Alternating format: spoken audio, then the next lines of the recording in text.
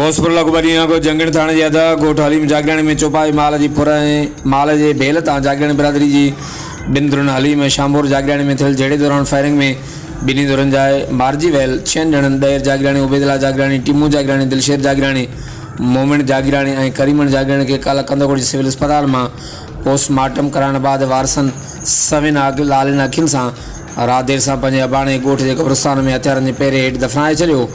इन मौके ते सनम जनाज़ा नमाज़ में सवें इलाइक़े वासन पिणु शिरकत कई। जॾहिं मक़तूलनि जा लाश खया विया त हर अख आली हुई। जेड़ींदड़ धुरियूं पाण में सगा सोटा आहिनि।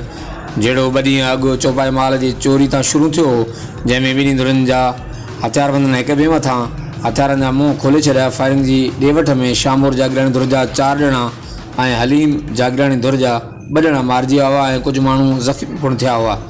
जंगण पुलिस राब्तो करण ते ॿुधायो त धुरियुनि वाक़े जो केस अञा दाख़िल न करायो आहे। पुलिस तरफ़ां का बि कार्रवाई अमल में न आई आहे। जॾहिं त धुरियूं मोर्चा बंदि थी वियूं आहिनि। इलाइक़े में सख़्तु छिकताण वारी सूरत हाल आहे। हर वक़्तु आगाह लाइ ॾिसंदा रहो JD न्यूज़ भोजपुर।